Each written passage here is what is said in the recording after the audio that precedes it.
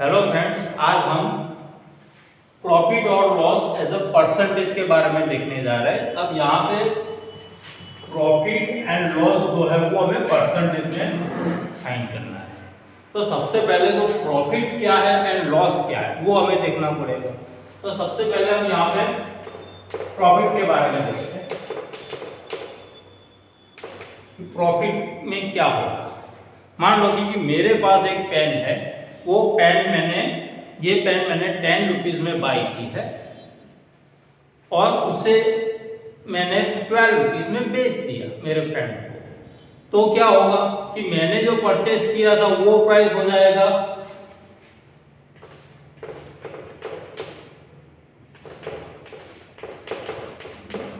Cost price, और फिर मैंने उसे 12 रुपीज़ में बेच दिया, यानी ये जो प्राइस है उसे हम बोलेंगे सेल प्राइस। तो यहाँ पे कॉस्ट प्राइस जो है उसे शॉर्ट में रिप्रेजेंट किया जाता है सीपी, और सेल प्राइस है उसे शॉर्ट में रिप्रेजेंट किया जाता है एसपी। अब पेन का जो कॉस्ट प्राइस था वो था 12 रुपीज एंड सेलिंग प्राइस था वो मेरा 12 रुपीज था। तो यहाँ पे आप देख सकते हो कि cost price and selling price में बड़ा वैल्यू जो है वो सेलिंग प्राइस का है। That means selling price is greater than cost price. If selling price is greater than cost price, then we will get profit. तो यहाँ पे प्रॉफिट के लिए मैं लिख सकता हूं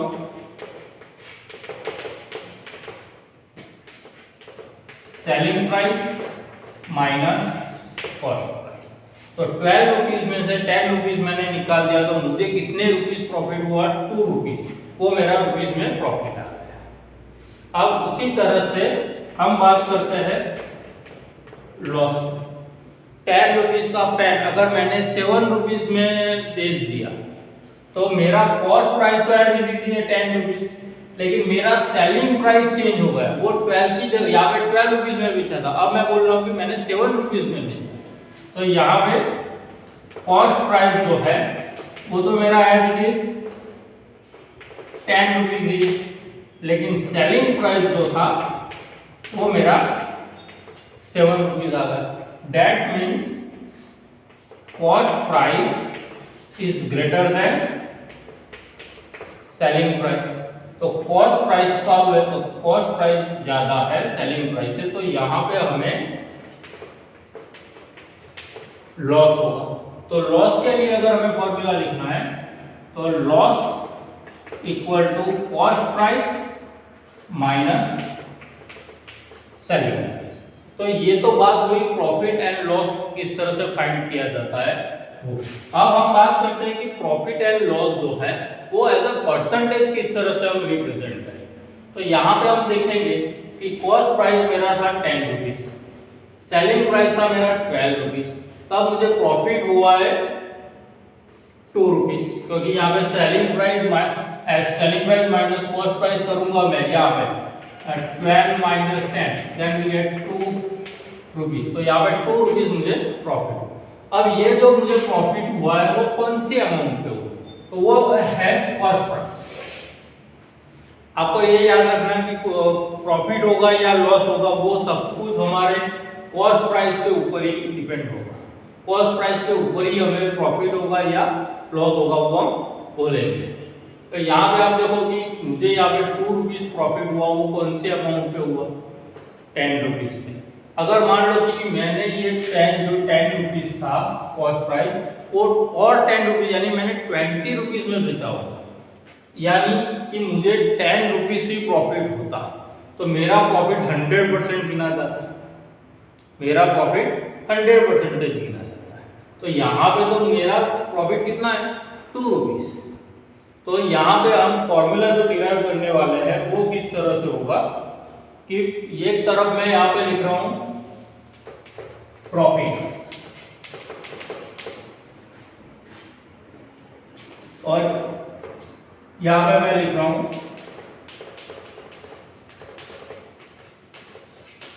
परसेंटेज। अब 10 रुपीज अगर मेरा प्रॉफिट होगा, 10 रुपीज मेरा प्रॉफिट, यानी कि ये प्रॉफिट का वैल्यू 2 की जगह पे मुझे 10 रुपीज मिलेगा, तो मेरा प्रॉफिट हो जाएगा 100%। अब मेरे पास यहाँ पे प्रॉफिट कितना आया, तो 2 रुपीज, तो 2 रुपीज पे मुझे प्रॉफिट कितना मिलेगा। यानी यहाँ पे आप देखो कि ये जो 10 रुपीज है वो एक्चुअली क्या है, मेरा कॉस्ट प्राइस है। 10 रुपीज जितना कॉस्ट प्राइस था उतना ही मैंने यहाँ पे प्रॉफिट रिप्रेजेंट किया कि मुझे 10 रुपीज ही प्रॉफिट होता है, तो मेरा 100% हो जाएगा। और 2 रुपीज प्रॉफिट होता है तो मुझे कितना होगा, तो यहाँ पे मैं profit in percentage, profit in percentage अगर मुझे फॉर्मूला लिखना है तो मेरे पास क्या होगा, ये 2 और ये 100 का तो मल्टीप्लिकेशन होने वाला है, तो यहाँ पे ये 2 अपॉन डिनोमिनेटर में है 10 इंटू मैं यहाँ पे लिखूंगा 100। तो प्रॉफिट इन परसेंटेज के लिए अगर ये एग्जांपल के हिसाब से देखें तो ये जो 2 जो था वो क्या था, मेरा प्रॉफिट था, तो यहाँ पे मैं लिखूंगा प्रॉफिट कितना है वो डिनोमिनेटर में 10 रुपीज यहाँ पे जो बताया वो क्या है, वो मेरा एक्चुअली कॉस्ट प्राइस है, तो मैं यहाँ पे लिखूंगा कॉस्ट प्राइस इनटू हो जाएगा 100। That means profit in percentage का ये फॉर्मूला होगा कि profit upon cost price into 100। Now same for loss, तो यहाँ पे मैंने लॉस लिखा है, सामने की तरफ मैं लिख रहा हूं परसेंटेज। अब लॉस जो होगा वो भी कॉस्ट प्राइस पे ही होगा, और 10 रुपीज लॉस होता है मुझे, तो वो 100% गिना जाएगा। तो मुझे तो यहाँ पे लॉस कितना हुआ है, अब यहाँ पे लॉस हम देखते हैं कि मेरा जो कॉस्ट प्राइस था वो 10 रुपीज था और सेलिंग प्राइस था 7 रुपीज। तो यहाँ पे अगर मैं लिखूं तो 10 माइनस 7 दैट मीन्स 3 रुपीज। तो यहाँ पे मुझे जो लॉस होने वाला है वो कितना होने वाला है, 3 रुपीज। तो यहाँ पे मैंने 3 रुपीज लिखा, तो यहाँ पे हाउ मच आ जाएगा। सो लॉस इन परसेंटेज वो अगर मुझे लिखना है तो 3 अपॉन ये 10 इंटू ये 100 हो जाएगा। अब यहाँ पे आप देखो कि 3 जो है वो क्या है, मेरा लॉस है, तो यहाँ पे मैं लॉस लिखूंगा।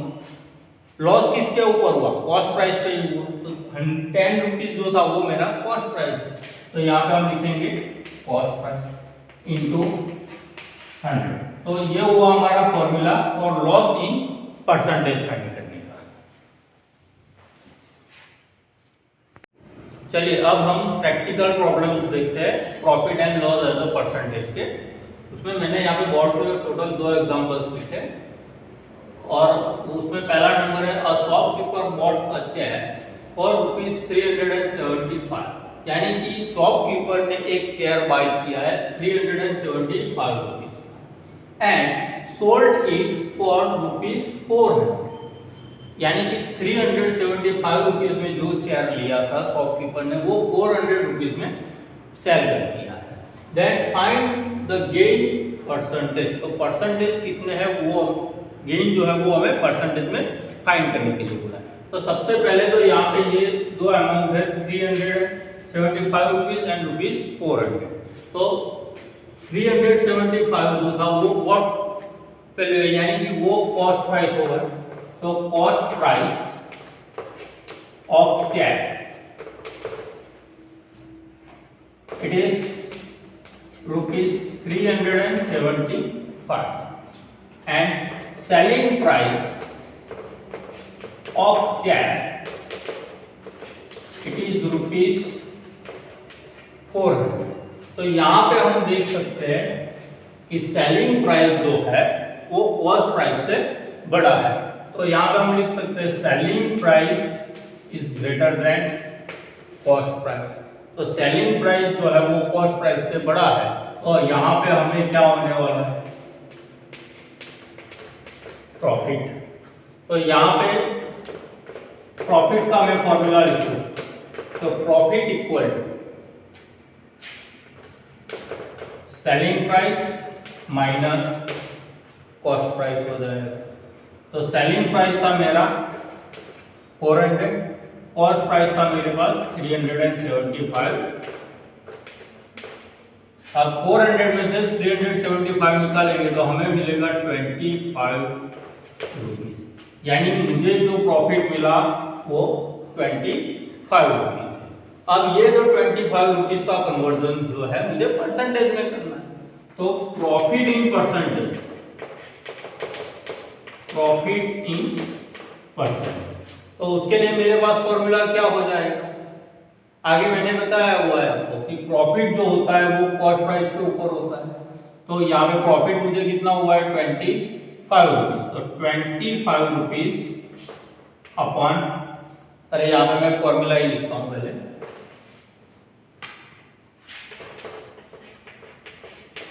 Profit upon cost price into 100। तो मुझे जो प्रॉफिट हुआ था वो 25 रुपीज का है, कॉस्ट प्राइस था 375 रुपीज का, इनटू ये 100। नाउ 25 और 25 को 375 से डिवाइड करें, तो 25 का टेबल बोलेंगे और यहाँ पे देखना पड़ेगा हमें 25 जो है 25 वंजा 25 होता है, बचेगा मेरे पास 12। तो अगर 37 में से 25 निकालूंगा तो मुझे आंसर 12 मिलेगा और पीछे है 5, तो 125 हो। नाउ 25 5 25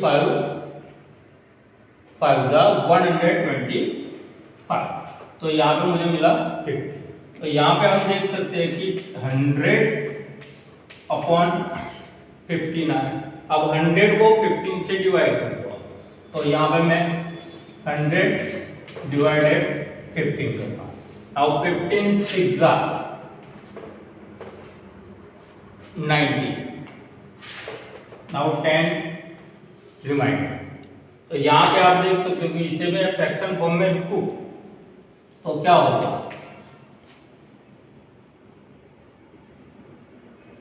या फिर यहाँ पे नहीं कर सकते हो तो ये 0, यहाँ पे ये 15 6 90, फिर से 10 बचेगा, ये प्रोसेस एज इट इज चलता रहेगा। तो यहाँ पे मैं 6.6% ऐसा लिख सकता हूँ। अगर ऐसा नहीं लिखना है तो एक और मेथड भी है, ये यहाँ पे हम जो रुके ये, तो यहाँ पे आप देखोगे कि मेरे पास ये होल नंबर आया 6, यहाँ पे मेरे पास रिमाइंडर बचा 10 और कौन से नंबर से डिवाइड किया था उसे 15 से, तो ये आया।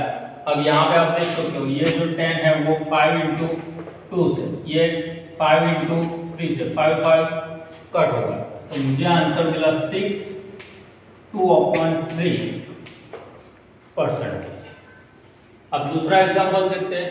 Cost of an item is ₹50 if it was sold with a profit of 12%, then find the selling price। अब यहाँ पे ये क्वेश्चन से थोड़ा अलग क्वेश्चन दिया हुआ है। हमें यहाँ पे क्या बोला गया है कि एक आइटम का जो कॉस्ट था वो 50 रुपीज था, that means cost price it is 50 rupees. अब ये जो आइटम था उसे हमने सोल्ड कर दिया, किस तरह से, तो प्रॉफिट ऑफ 12%। तो यहाँ पे मुझे प्रॉफिट जो दिया हुआ है वो परसेंटेज में दिया हुआ है, दैट इज 12%। तो यहाँ पे ये जो परसेंटेज में दिया हुआ है उसका कन्वर्जन मुझे रुपीस में करना पड़ेगा। तो profit in rupees, profit in rupees वो किस तरह से होगा, तो 50 रुपीस का 12% है, दैट मीन्स 12% ऑफ ₹50। तो 12% जो है तो 12/100 इंटू 50। तो यहाँ पे आप देख सकते हो ये जो कट हो गया, 5 2 जा 10 एंड 2 6 जा 12, दैट मीन्स 6 रुपीज जो आया वो आया प्रॉफिट। अब मुझे फाइंड करने के लिए बोला गया है सेलिंग प्राइस। यहाँ पे सेलिंग प्राइस तो दिया नहीं है, तो मैं यहाँ पे सेलिंग प्राइस क्वेश्चन मार्क कर देता हूँ। तो मेरे पास प्रॉफिट का फॉर्मूला है, profit equal to selling price minus cost price. तो प्रॉफिट जो था वो मेरा 6 रुपीज था, तो मैं यहाँ पे 6 इक्वल टू सेलिंग प्राइस मुझे नहीं दिया हुआ है वो फाइंड करना है, तो यहाँ पे selling price minus cost price. Cost price मेरा था 50 रुपीज, तो वो मैं यहाँ पे लिखता हूँ 50। अब ये -50 जो राइट साइड पे है उसे अगर मैंने लेफ्ट साइड पे मूव कर दिया तो वो पॉजिटिव हो जाएगा। तो मेरे पास यहाँ पे selling price equal to 6 plus 50। Now 6 plus 50 तो मुझे आंसर मिलेगा 56 रुपीज। तो मेरा सेलिंग प्राइस जो था वो आया 56 रुपीज।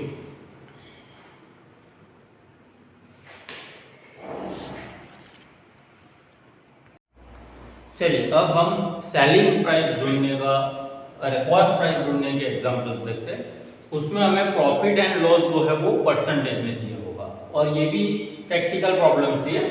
अब यहाँ पे मैंने 2 एग्जांपल्स लिखे हुए हैं, एक में प्रॉफिट दिया हुआ है और दूसरे में लॉस दिया हुआ है, और दोनों में हमें कॉस्ट प्राइस फाइंड करना है।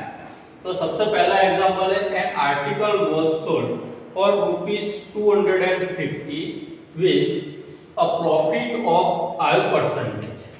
Now, what was its cost price? तो हमें उसका कॉस्ट प्राइस ढूंढना है। तो सबसे पहले तो यहाँ पे हमें क्या बोला गया कि सोल्ड फॉर ₹250, यानी कि एक आर्टिकल को हमने 250 रुपीज में बेच दिया। That means selling price is given,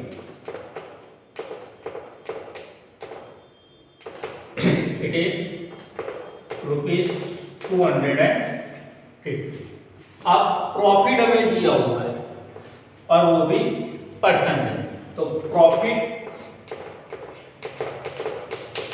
हमें 5% दिया हुआ, और फाइंड करने के लिए हमें क्या बोला गया है, कॉस्ट प्राइस।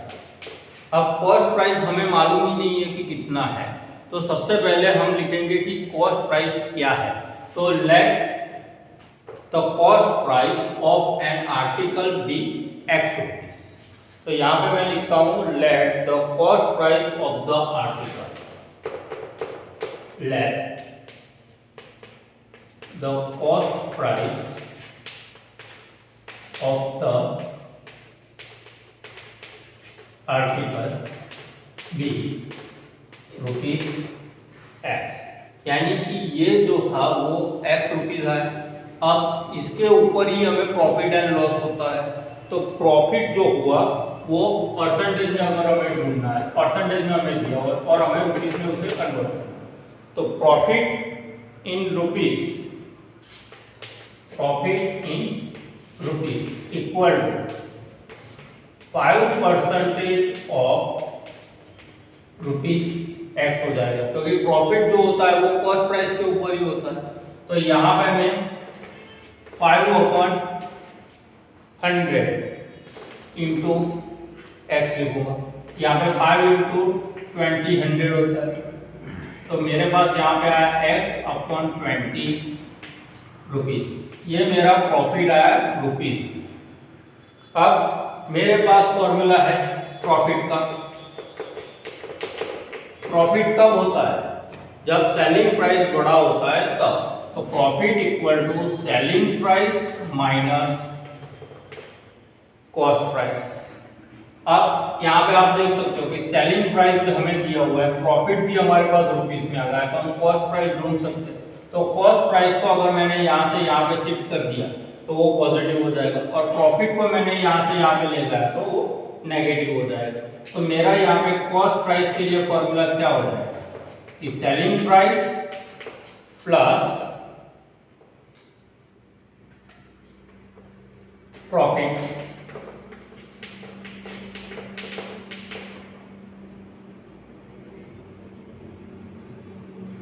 अब यहाँ पे अगर ये नहीं करते, देखो प्रॉफिट इक्वल टू, मैंने यहाँ पे फॉर्मूला लिखा है selling price minus cost price. अब सेलिंग प्राइस जो है वो मेरे पास है 250 रुपीज और कॉस्ट प्राइस मुझे ढूंढना है। तो इसमें ही अगर मैंने वैल्यू रख दिया, या अगर मैंने सेलिंग प्राइस का फॉर्मूला बनाया, selling price equal to profit plus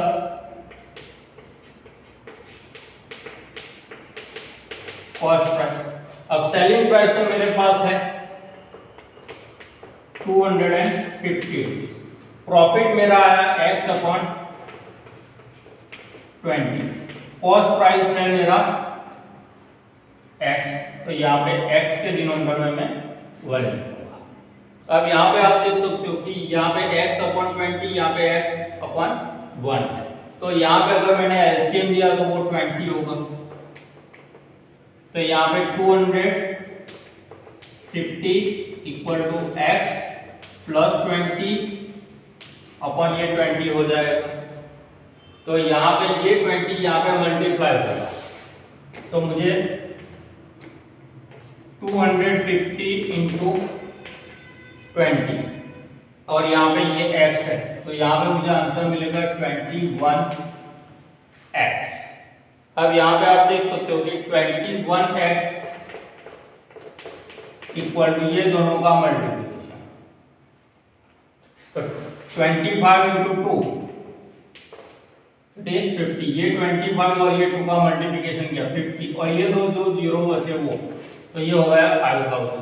तो यहाँ पे मुझे x इक्वल टू 5000 अपॉन 21 मिलेगा। अब 5000 को मुझे 21 से डिवाइड करना है, तो 21 यहाँ पे हम डिवीजन करते हैं, 5000 डिवाइडेड बाय 21। नाउ 21 टू ज़ा 42, बचा 8, पीछे से लिया 0। नाउ 21 फोर ज़ा 84 होता है, तो वो इससे बड़ा हो जाएगा, तो हमें 3 से मल्टीप्लाई करना पड़ेगा। तो 21 थ्री ज़ा इट इज 63। तो यहाँ पे मेरे पास अब क्या बचेगा 7 और यहाँ पे 1, पीछे से आया है 0। नाउ 21 का मल्टीप्लिकेशन 8 से करते हैं, तो 21 इंटू 8, तो यहाँ पे 8, यहाँ पे 8 रखता हूँ, तो 1 8 ज़ा 8, 2 8 ज़ा 60, तो यहाँ पे मुझे मिलेगा 2 और यहाँ पे हम लिखेंगे 8। तो यहाँ पे आप देख सकते हो कि 283 एज अ होल नंबर मिल रहा है, 2 एज अ रिमाइंडर मिल रहा है, और ये हमारा क्वेश्चन। तो यहाँ पे हम x इक्वल टू 238, यहाँ पे 2 एंड यहाँ पे 21 रुपीज ऐसा लिख सकते हैं। अब दूसरा एग्जांपल देखते हैं, वो भी उसी इसके जैसा ही है। यहाँ पे आप देख सकते हो कि हमें प्रॉफिट दिया हुआ था और यहाँ पे हमें लॉस दिया हुआ, तो सेम टू सेम है। यहाँ पे सेलिंग प्राइस यहाँ पे दिया हुआ है, सेलिंग प्राइस इट इज ₹540, क्योंकि an item was sold for ₹540 दिया हुआ, तो 540 रुपीज जो था वो हमारा सेलिंग प्राइस है। अब लॉस जो दिया हुआ है वो परसेंटेज में दिया, वो भी हमें 5% दिया हुआ, तो लॉस इक्वल टू 5% दिया हुआ। अब हमें फाइंड करने के लिए बोला गया है कॉस्ट प्राइस, तो कॉस्ट प्राइस के लिए मैं यहाँ पे क्वेश्चन मार्क लिख देता हूँ।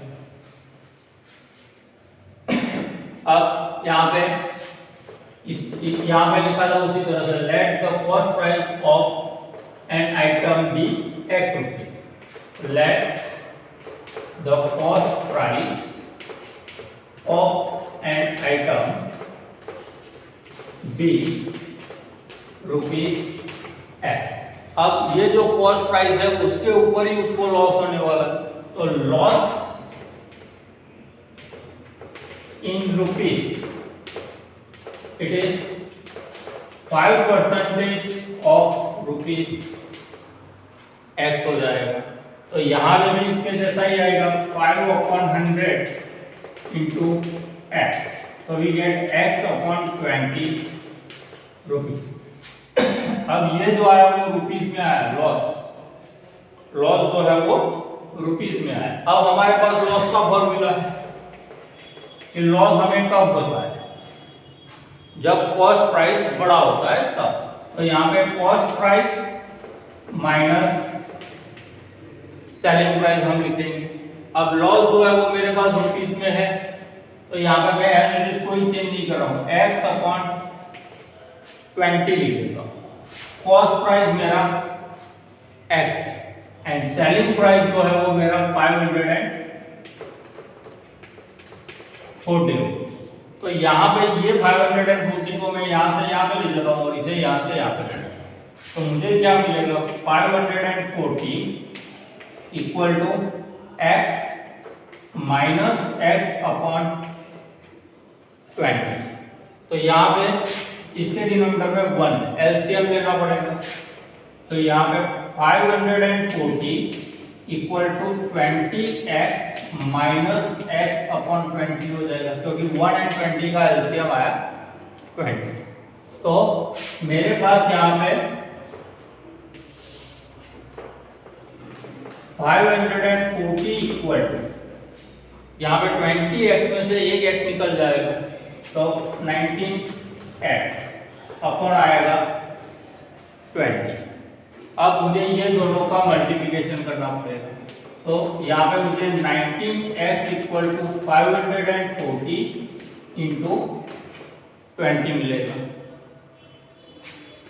तो 19x equal to 54 into 2 108 and पीछे 2 जीरो ये लग जाएंगे, तो 108 और ये 2 जीरो लगा दी। तो यहाँ पे आप देख सकते हो x इक्वल टू मुझे 10800 अपॉन 19। अब 10,800 का डिवीजन मुझे 19 से करना है, तो यहाँ पे 10800 का डिवीजन अगर हम करते हैं वो मैं यहाँ पे तो डायरेक्ट करते हैं 19 5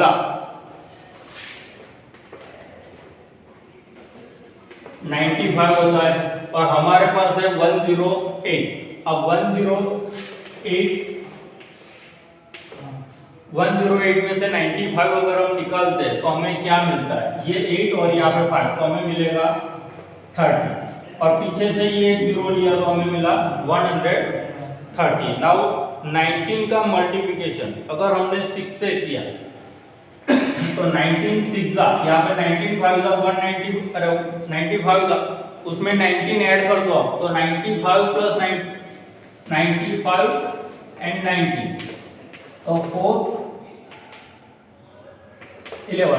140। तो यहाँ पे मुझे 114 मिलेगा और यहाँ पे मैं लिखूंगा 19 तो ये जीरो तक का काम खत्म हो गया।